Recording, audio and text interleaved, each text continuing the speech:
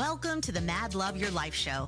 I'm Mary D, the Joy Catalyst, here to be your host and transformation guide. Mad Love is about the mad, making a difference, and love is what we serve up to live a delicious life. My intention is to help you spark new ideas, break limiting beliefs, and align with your deepest dreams and desires. Get ready for laughter, inspiration, and finding your inner roar in every show.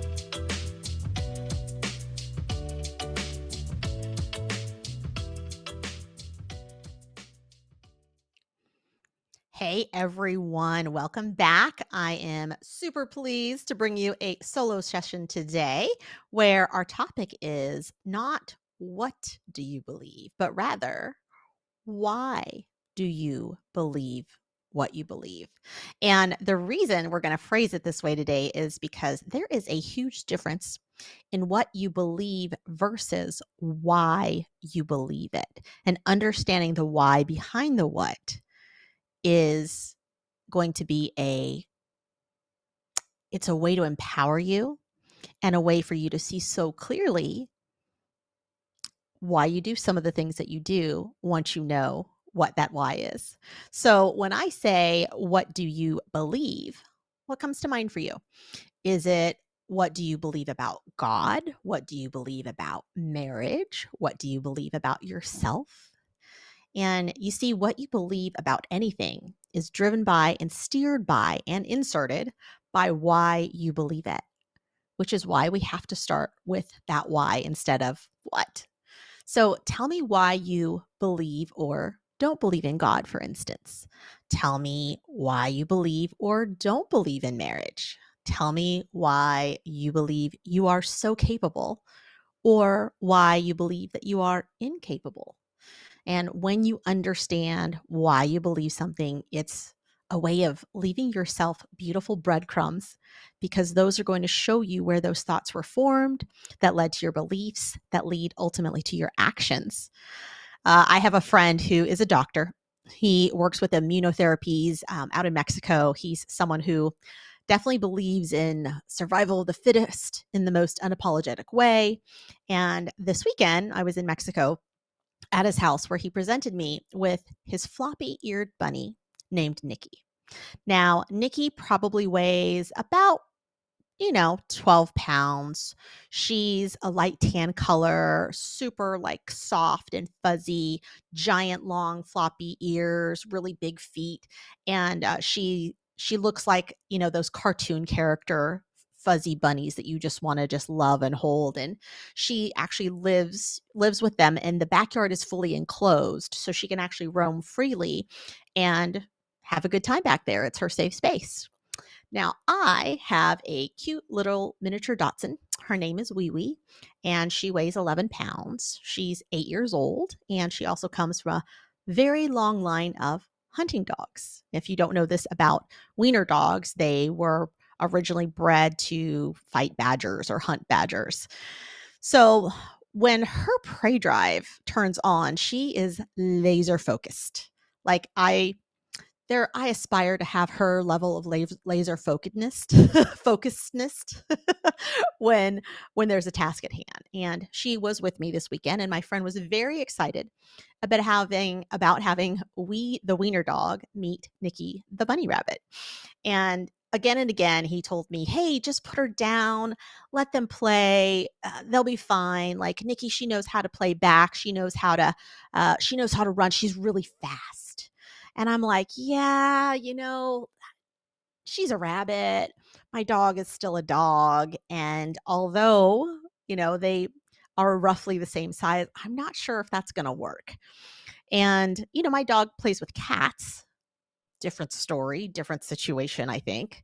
And he's really chiding me on. And my other friend is saying, don't do it, bad idea, don't do it. And he's like, no, it's good. He's like, we've had dogs back here before. She's great, it'll be fine.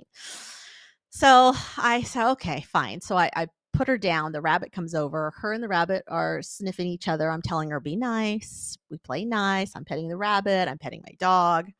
And all of a sudden, the rabbit decides to go, as if all of a sudden the rabbit realized that my dog is not necessarily a friend, but could be a predator. And of course, that immediately sparked in my dog her prey drive of like, "Oh, you're going to run? Well, if you're going to run, I'm going to chase you." And so, sure enough, Nikki takes off and she starts running around the yard in circles. And as she's running around the yard in circles, my dog is so close behind. She is right on Nikki. Like she's right behind her.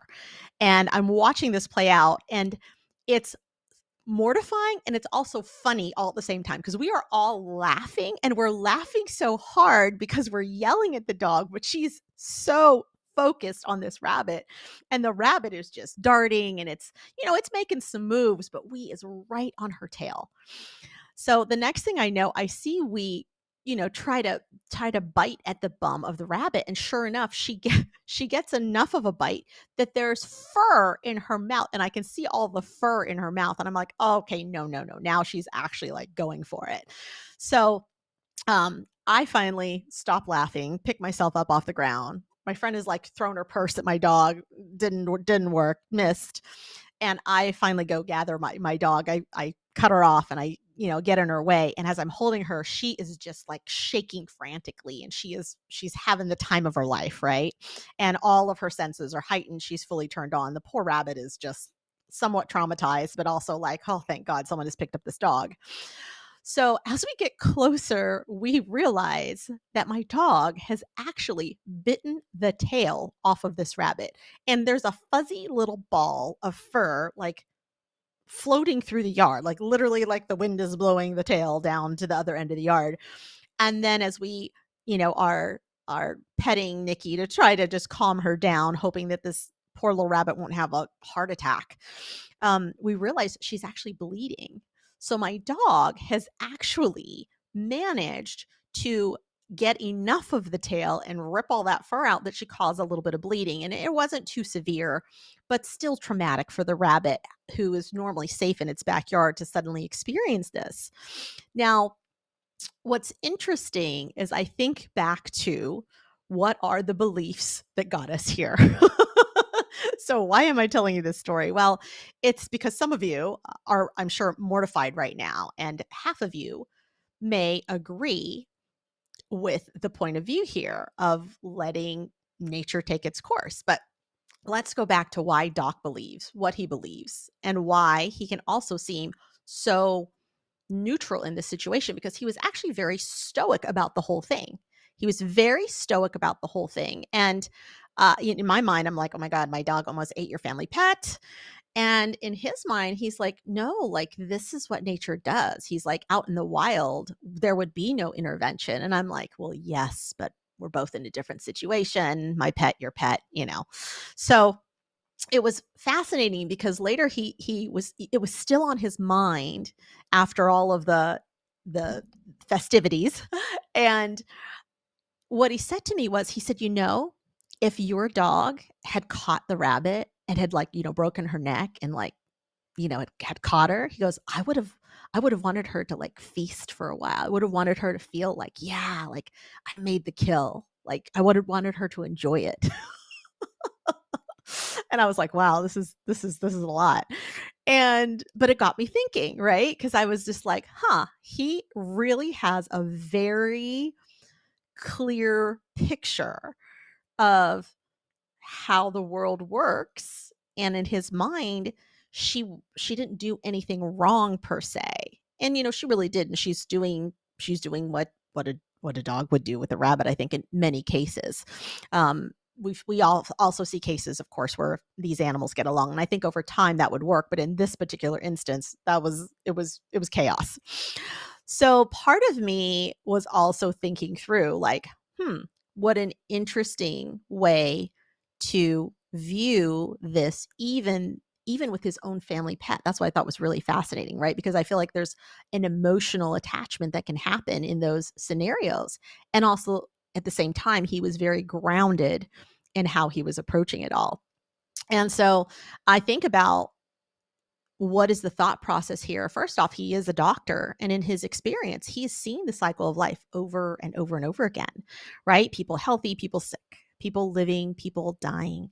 And over time, this has framed his belief system because in his line of work, he sees a repeating pattern, and this is one of the life cycle. And ultimately, you and I both know that there's going to come a time where we transition from this body that we know through a process referred to as death. But because most of us aren't dealing with it on a daily basis, we're not always quite as objective about it. And depending on where you're at with your beliefs about life after death, it might be something that you would rather not think about, or it could be something you're very excited about. The other part of why he can be so neutral to the outcome of the dog chases the rabbit scenario is because he believes that Darwin wasn't wrong about the survival of the fittest. And if the dog is the natural predator to the rabbit, who is the natural prey, then this is just nature being nature. And he isn't trying to go against what nature intended. So I thought it was eye-opening. It was also a lot of excitement in a little bit of time, and my dog was high from that for, like, hours after. And I'm happy to report that Nikki the bunny is okay. She's going to recover. So now let's take a look at a why for yourself. And let's retrace those breadcrumbs to understand where it came from, because it's really important. And it's a piece of this understanding is something that can bring you so much peace and so much clarity in so many ways. So I want you to think about the biggest belief that you have about yourself. It can be positive, it can be negative. You spend your whole life talking to yourself, and you're forming these thoughts, and they are in your mind. They're conversations with yourself. And there may be some thoughts you'd like to shift out of, or beliefs that you would even love to shift. But the first step in doing that is figuring out, what are these thoughts? What are these beliefs that keep playing themselves over and over in my mind? And so, with that conversation, that should help you come up with your why for what's going on right now, right? What's going on in your mind? What is occupying your thoughts so deeply that it's taking up bandwidth, and it may even be causing you some angst. It also, on the other end, could be causing you lots of joy and lots of happiness. And you'd like to be able to share that with others, but maybe others don't necessarily know what that is or where to get it. And you're not even sure where you get it or where it came from. So knowing that why is really, really vital in this situation. And so take a moment and really sit and think about some of your biggest whys, and think about your belief system as they pertain to that why. And I'll give you a few examples. I gave you a nice big easy one, which is why you believe in God or why you don't believe in God, because it takes just as much faith and evidence to believe one as it does the other. But what those things are going to be really personal to you in particular. And so because of that, this is where we go, okay, this can be your kind of your top question that goes on. Another one that comes up often is what you may or may not believe about marriage, right? I've seen so many people who commiserate and suffer because they believe that a long marriage means something. Now, listen to me, because there's a lot of you who maybe in a relationship, not even a marriage, just call it a relationship that is toxic, or it's terrible for you, or it's not great for you. And you stay in it because you believe there is some kind of loyalty, or you believe there is some kind of reasoning that you must stick it out no matter what. Sometimes to your own detriment, sometimes to the other person's detriment. And so these are some of the beliefs that I want to encourage you to think about and challenge a little bit. We are going to go to a commercial break, but before we do that, I just want to remind you that at any point during the live show, you can call in your questions to 866-451-1451. Or if you're streaming live from the YouTube channel, you can drop your questions for me down in the chat, and the studio engineers are going to pass on your questions for me to answer. So don't be shy. And when we return from the break, I want you to think about why you believe something. And it can be anything, don't overthink it, but pick something that occupies a lot of space in your head, that conversation you keep having with yourself, and we'll be right back. Mike Zorek, a three-time California state champion in Greco-Roman wrestling at 114 pounds. Mike, blind since birth, was born in Hartford, Connecticut. He was a six-time national placer, including 2 seconds, 2/3, and 2/4. He also won the Veterans Folk-Style Wrestling twice at 152 pounds. In all these tournaments, he was the only blind competitor. Nancy Zorek, a creative spirit whose talents have taken her to the stage and into galleries and exhibitions in several states. Her father, a commercial artist who shared his instruments with his daughter and helped her fine-tune her natural abilities, influenced her decision to follow in his footsteps. Ms. Zorek has enjoyed a fruitful career doing what she loves. Listen Saturday mornings at 12 Eastern for the Nancy and Mike Show for heartwarming stories and interesting talk on the BBM Global Network. Are you struggling to care for elderly parents or a spouse? Do you wonder if being a caregiver is making you sick? Are you worried about taking time off work to care for elderly parents and balance work, life, and caregiving? Has caregiving become exhausting and emotionally draining? Are you an aging adult who wants to remain independent, but you're not sure how? I'm Pamela D. Wilson. Join me for the Caring Generation radio show for caregivers and aging adults, Wednesday evenings, 6 Pacific, 7 Mountain, 8 Central, and 9 Eastern, where I answer these questions and share tips for managing stress, family relationships, health, well-being, and more. Podcasts and transcripts of The Caring Generation are on my website, PamelaDWilson.com, plus my caregiving library, online caregiver support programs, and programs for corporations interested in supporting working caregivers. Help, hope, and support for caregivers is here on The Caring Generation and PamelaDWilson.com. All right. Did you think about your belief? Did you think about something that has been on your mind and pose it out there of why do you believe what you believe? Why is it true? Why is it not true? I'm going to start with one that I think is simple. And I think that it's simple because I think this one crosses everyone's mind at some point in their life. So I'm going to start with the example I gave you, which is I believe in God.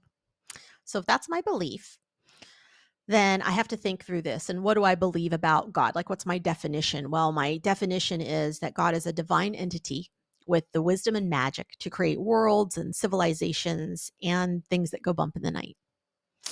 And that there's some form of guidance that's happening for me through this relationship. Now, there are people in the world who definitely do not believe in the existence of God. And they can also run through this same exercise and discover why it is that they feel that way. And it can be true for them. So it's really important that when we're doing this exercise that we don't attach too much emotion to it, because this is where our beliefs can blind us. And if you don't believe me, ask any divorcee, because that's over half of the population.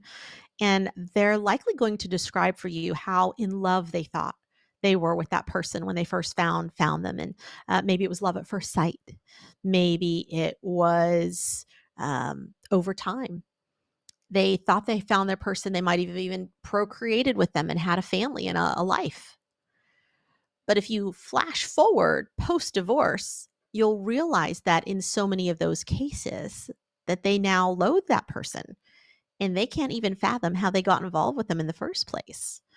There are certainly the exceptions to that rule. There are the more conscious uncouplings, but I would say that the majority of them are not kind. They are adversarial, typically at the end. And I think this is probably where Oprah got her saying, which is when people show you who they are, believe them. But more importantly, what's great to observe here is, what do these experiences teach you about who you are? Because it's easy for us to pick through another person and maybe where they went wrong in a situation. But how often do we actually go back and admit that sometimes it's us? I'm digressing, so I'm going to reel it back. Now, let's go back to the belief in God. And why do I believe this? Why do I believe in God? And so, I actually revisit this belief often. I don't just sit on those laurels and go from there.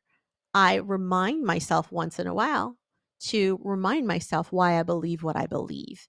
So it doesn't just get, thrown up on the wall and it's done. I get to keep my beliefs in check, because over my lifetime, I have shifted a lot of my beliefs when I actually unpacked the why behind them. So beliefs are formed generally in two ways. One of them is by our experiences and our observations, or they're by accepting what others tell us to be true. So when I walk into a hospital, if I need brain surgery, then I'm looking for other people to tell me who that expert is, right? I don't have an experience to go off of. I might have other people's experience to go off of why I might pick that brain surgeon. So that's one where other people help me influence that decision. And then I get to create a belief of whether I believe this person is going to be capable of doing the job or not. So let's go back to, why do I believe in God? And this is where I'm going to start to take inventory. So, whatever your question is, start to take inventory. And it's helpful if you write it down. You can kind of brain dump it out. You can say it out loud, do whatever works for you, voice notes, make yourself your own video. Um, so, when I go back and make my list of whys, I believe because my mom and my sister told me about God and his existence. There's a book called the Bible, as well as many other religious books that reference God and his existence through many different cultures. There's an entire nation here in America that acknowledges God so much that it's in our Pledge of Allegiance that we are one nation under God. And so now I take that list, right, and I observe the facts as they pertain to my life. And based on the evidence that I just shared with you, it would show you that I'm choosing to believe in God because of other people's experiences and my observation that is acknowledged by others. So, this is again a great example of me being influenced by my beliefs because of what someone else told me about that belief and encouraged me to adopt it. And at a young age, I did, right? So, this is where we have to say, where were our beliefs handed to us versus the ones that we formed on our own? And so, if you're a parent or a parent figure, I want you to really hear this, because whether you realize it or not, you are passing beliefs down to your children. My sister was a relatively shy and unassuming girl growing up. She's 18 years older than me and almost like a second mom to me in many ways. And after she was born, she decided that she didn't want her little sister to suffer the anxiety of being so introverted and timid, that she took me to school with her to socialize me. And she did that at a really young age. I was super young, like still definitely needed to be looked after and cared after. And her motivation, she told me, was to make sure that I didn't end up like her, because she saw her shyness as a disadvantage. And in that way, she also could have gone to the other side of things, right? She could have stayed with that fear, that belief that she didn't get to take up space or shouldn't take up space or shouldn't be seen and heard. And she could have kept me away from people, or she could have had me stay home all the time. And I might have learned that avoiding people creates some sort of safety. But because she chose to teach me something else, and I don't know how much of her intervention at the end of the day has to do with why I'm friendly today, but I appreciate that she did make an effort not to pass on her fear to me, and instead tried to teach me that socializing was a good thing. Now, back to God and why. We discovered that my why was passed down to me, right? In the examples I gave you. So this is where I have to do some observation, and I have to go, okay, just because someone told me that it's true doesn't make it true. So let's keep asking why. I'm going to go another round and I'm going to ask myself again, why do I believe in God? And these reasons need to be different than the reasons that I shared before, because otherwise I'm only believing because someone else told me so. Now, I've shared with you all in past episodes about how I used to see angels as a child. I was also once in a precarious situation with the father of a friend when I was at a sleepover. And in that moment, I called on God for help and it came. I practiced prayer and conversation with God, and it felt to me like He spoke back in ways that words don't land.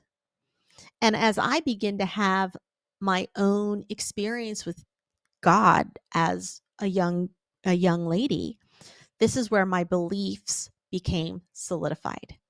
And this is a great example of digging more into the why of a belief, right? Because now when I give you my whys, they aren't dependent on someone else's word. They are my own lived experiences. And a lived experience is something that really helps you solidify those beliefs. Unfortunately, sometimes it solidifies beliefs that are harmful. And sometimes that's because we may be in a traumatic situation. We may grow up in a situation where we are repeatedly put in a place of where we're not feeling safe, and we create some walls around that to create safety. Maybe that's numbing, right? You've heard of that or you've seen that. It happens in movies a lot. So this gives you just some great examples of where and how, when we figure out what those whys are, that these frame our beliefs. So the framework here is to state your belief, take some inventory of all the supporting facts that show up for you and that reinforce that belief, and then ask yourself why. And keep asking yourself why until you have exhausted all of your answers and you can't think of any more, right? And figure out, when those show up, your why statement shows up, did that come from your observation? Did it come from what someone else told you? Did it come from your lived experience? Or are you counting on the testimonial of others? And then really observe that list of whys. And as you dissect them, it will really, really show you and reveal to you what is true for you. If you're really challenged in your beliefs right now, and I know this happened to me a lot growing up. I grew up in a very, very religious church, very militant. And they believed that, for example, that the television and movies were terrible for you. You'd never go and do those things. And I didn't necessarily believe that.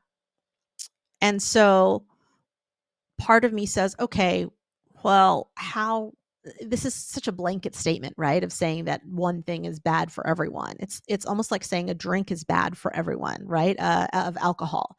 So there are some people that would tell you absolutely it's terrible, it's not good for your health, all the things. And then there's a centenarian that's 110 somewhere that's drinking a glass of wine with every meal, and they're like, no, this is my life, I love it, you know. So this is where you have two ends of the spectrum, or one believes something is so true for everyone, but it's not. And so how often do we make these blanket statements where we believe something is true for everyone? And unfortunately, that's not how it works, y'all.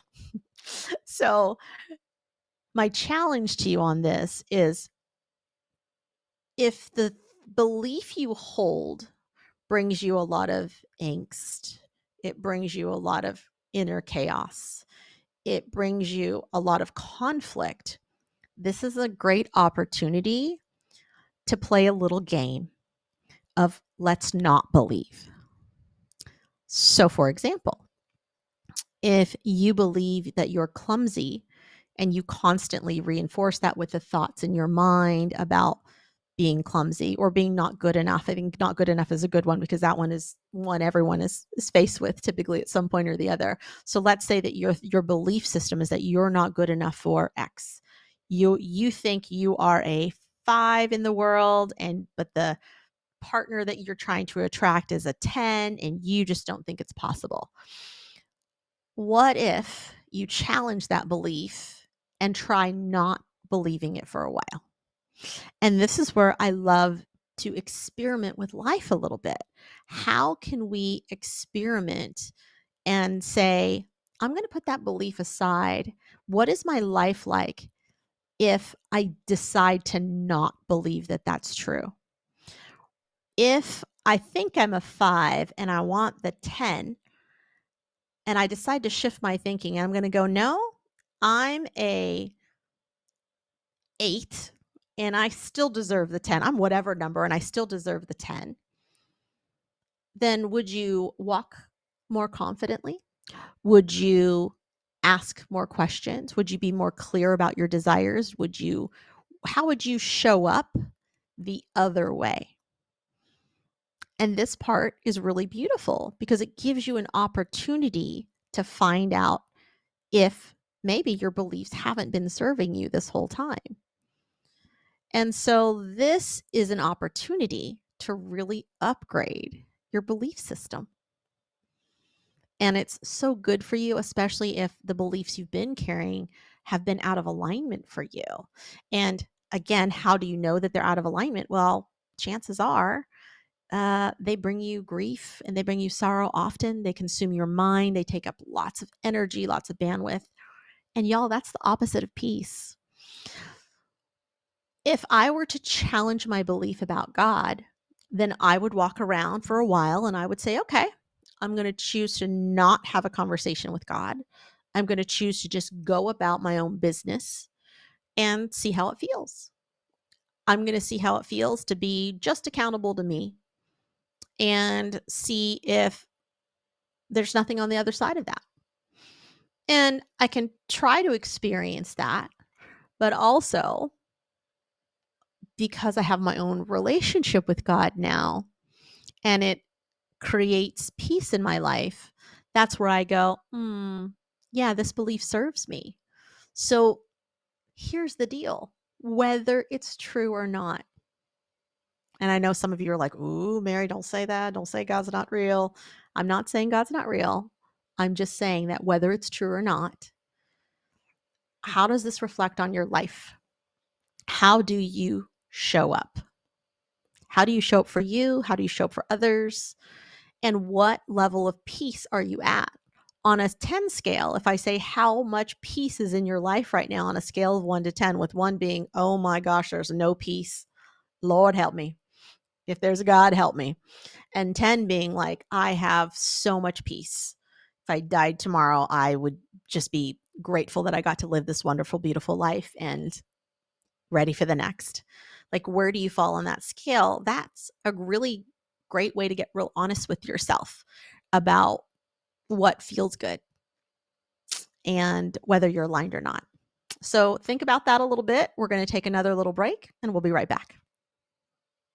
Dr. RC will share extraordinary resources and services that promote educational success, as well as making a difference in the lives of all social workers, as well as the lives of children, adolescents, and teens of today. She will have open discussions addressing many of the issues that we face about our youth and how being employed in the uniquely skilled profession of social work for over 18 years has taught invaluable lessons through her personal experiences. She will also provide real-life facts, examples, and personal stories that will confirm that why serving as a child advocate is extremely beneficial when addressing the needs of the whole child. Listen live to Dare to Soar, Saturdays 10 a.m. Eastern on the BBM Global Network, and tune in radio as Dr. RC will provide thought-provoking information that will empower, encourage, and strengthen students, families, and communities across our nation. You can also visit her at soarwithkatie.com. Author, radio show host, and coach John M. Hawkins reveals strategies to help gain perspective, build confidence, find clarity, achieve goals. John M. Hawkins' new book, Coached to Greatness, Unlock Your Full Potential with Limitless Growth, published by iUniverse. Hawkins reveals strategies to help readers accomplish more. He believes the book can coach them to greatness. Hawkins says that the best athletes get to the top of their sport with the help of coaches, mentors, and others. He shares guidance that helps readers reflect on what motivates them, rediscover and assess their core values, philosophies, and competencies, find settings that allow them to be the most productive, and track their progress towards accomplishing goals. Listen to John Hawkins' My Strategy, Saturdays, 1 p.m. Eastern on the BBM Global Network and TuneIn Radio. All right, y'all. Remember, it is okay to challenge your own beliefs once in a while. And remember that what you believe doesn't have to be a shared experience with everyone else. We are all in different places in our lives, and that's part of life. You don't expect a baby to be able to wake itself up in the morning and pull the milk out of the fridge and make themselves breakfast, right? So let's be patient with each other. And most of all, let's be patient with ourselves.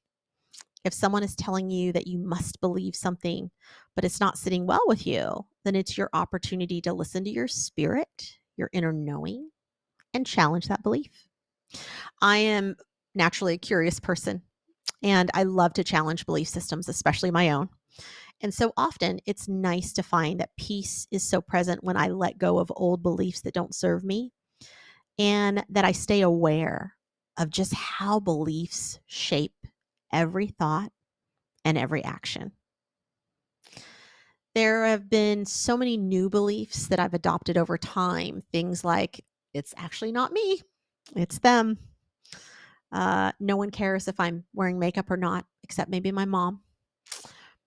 My mom's fears are not my fears.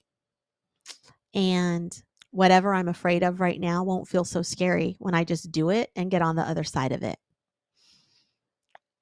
It's okay to take up space and to be seen and heard and communicate my needs. My needs are important too. So those have been some of the beliefs I've been able to shift over time. What are yours? What beliefs have held you tightly, right? Sometimes we hold tight to beliefs and sometimes they hold tightly to us. How have those beliefs impacted your life? Do you feel fully expressed, or do you feel like you can't be fully expressed? I would really love to hear how today's show landed for you. And if you're interested in support for helping you reshape your whys and creating a clearer vision of what you want your next chapter to look like, then please do join us at the next Mad Loveology retreat. It's going to take place this summer, June 20th through the 22nd. Just head over to maryd.com for more details. And we'll look forward to connecting with you over that event. And also join us back here next week for a new segment of the Mad Love Your Life show. It will be me again. I love it when you comment, when you like, and you share our content. It helps other listeners and viewers find us so their lives can be touched and transformed.